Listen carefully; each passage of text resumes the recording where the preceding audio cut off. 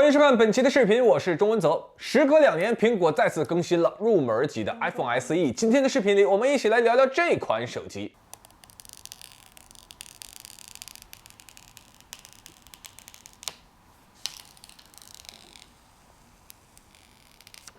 由于 iPhone SE 很多环节大家都已经很熟悉了，所以我们加快节奏，直接说哪儿变了，哪儿没变。先说哪儿没变。外观没变，依然是 iPhone 8的外观，4.7英寸屏幕，在全面屏遍地开花，已经开到1000元机的今天，这样一个16:9的屏幕，充满了岁月感。大家是否还记得，就在7年以前，4.7英寸就是一个大屏手机，广告词是岂止于大，就是广告词里边那个 bigger than bigger， 那个后边那个 bigger 说的就是它。他们是有史以来最大的 iPhone。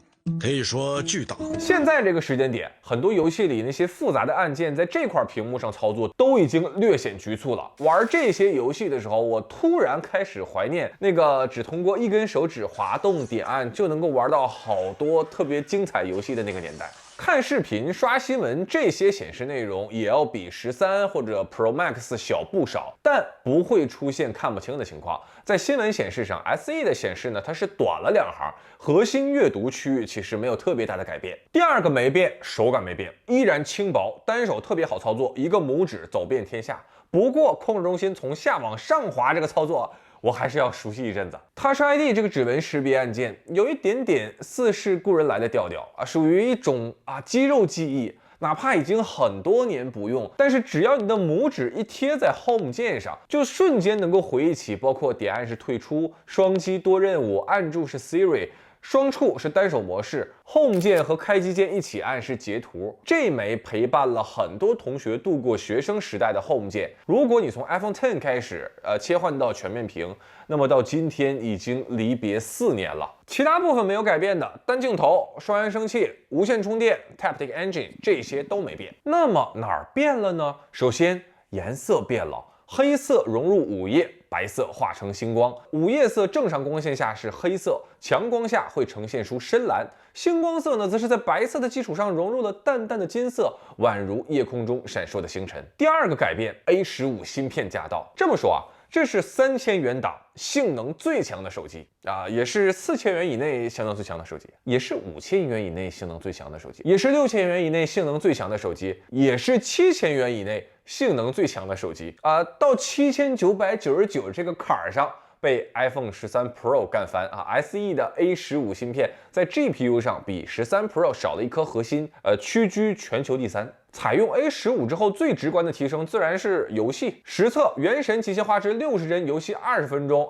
SE 2上一代帧率是41.4帧，最高温度43.8度，耗电15%，而 SE 3 20分钟，帧率58帧，温度45.5度，耗电18%。这应该是我测试过所有 iPhone 里最流畅的一款了。说归说，闹归闹。别拿7000块钱以下性能最强的手机开玩笑。推测这么强有2个原因第一个，单层主板散热更好，很多游戏主播在很长一段时间使用 iPhone 8 Plus 去玩游戏，就是因为单层主板散热好。另一个原因呢，就是本身这款屏幕分辨率低，配合上 A15，那就是撒欢的跑。但是说真的，SE 是一款非常特殊的手机，它的 A15 很强。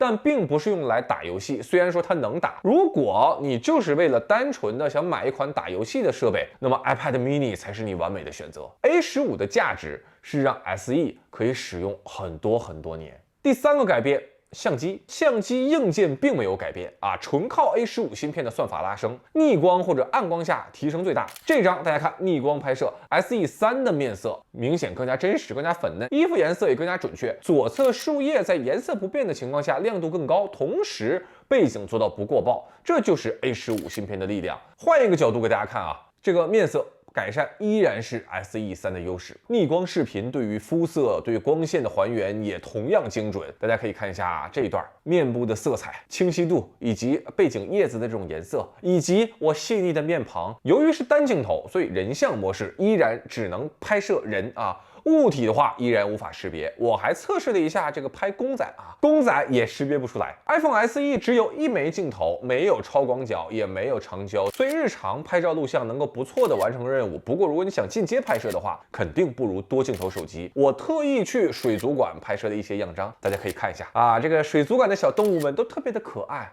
让人有一种就想带回家的冲动。暗光拍摄 A15 带来的提升是降噪、降噪还是降噪啊！不管是夜景照片还是夜景视频，大幅消除噪点啊！硬件完全没变的情况下，就靠 A15掰手指头这么生算呐。第4个改变，5G。如果说这款产品有一个最核心的升级，就是对 5G 的支持。现在的 5G 网络依然没有给大家生活带来质的改变啊！如果你要非要说什么质的改变，那唯一改变就是让 4G 变得更慢了，其他那真就没有改变了。这一点其实大家心里都明镜似的，但是大家心里更明镜的是 4G 与 5G 是2个时代。支持 5G 之后，就代表着在6G 来临之前，你的手机可以一直扛下去，而这一点恰恰是购买 iPhone SE 用户的一个最核心需求。买 SE 的用户，他们最需要的不是原神极限画质60帧，而是用一个不贵的价格可以使用很多年。第5个改变，大家最关注的续航。实际测试，实测和平精英30分钟 ，SE2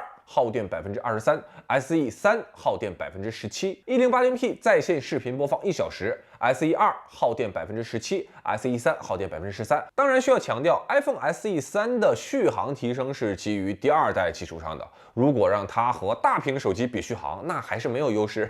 这一点大家要做到心里有数。小尺寸手机就是便携、轻薄。物理尺寸限制了电池容量。从 SE3来看，续航确实有明显的提升，能满足差不多中度使用吧，但是也就这样了。除了续航的提升，硬件层面上，新一代 SE 更换了全新的电池材料，降低长期使用之后电池的衰减。核心目的还是一个，就是让用户能够使用很多年。第6个改变，前后玻璃面板都采用了更耐摔的玻璃，配合上 IP67 的防水防尘，核心目的就是让用户能够摔很多。这个可能没有办法摔很多年，就是能多扛住一次是一次。以上就是 iPhone SE 第3代的不变和改变。这款手机适合哪部分用户呢？预算不多，喜欢小屏，或者说对手机尺寸压根没什么要求，日常对手机依赖程度也不高啊，但希望能够享受到 iOS 丰富的软件生态，以及连接苹果手表在内的丰富硬件生态。不追求新手机啊，玩手机也不上瘾，买回来呢就是把手机当成一个日常的工具，并且希望这个工具可以使用很多年。目前 SE 最大的竞争对手是 iPhone 12 mini， 这2款手机我的推荐是，如果2款手机它们的价位基本相同，综合实力上毫无悬念是 iPhone 12 mini 获胜。无论是从屏幕还是到拍照还是到各种细节，经过几轮降价之后的12 mini 优势明显。而 SE 现阶段它的优势呢是对 5G 的适配， SE 的 A15要比 A14 更具有优势。不过按照惯例啊， SE 肯定也会降价的，对不对？然后价格上呢和12 mini 重新产生区隔，并达到一个新的平衡。所以如果你不那么着急，可以等等看。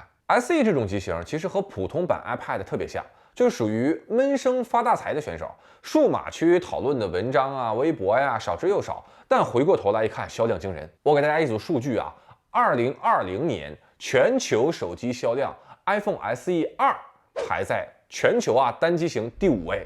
就是包括 iPhone 的旗舰机，包括安卓的旗舰机，包括安卓的千元机，所有的 SE 排在第5位。而2021年全球手机销量已经推出了1年的 iPhone SE2排名第8。所以你就知道，这个世界上除了在网上为了谁是真旗舰谁是真机皇而争论不休的数码爱好者之外，依然有大量的用户，他们并不关心旗舰，他们就想买一部手机踏踏实实的使用很多年，而这部分用户反而是沉默的大多数。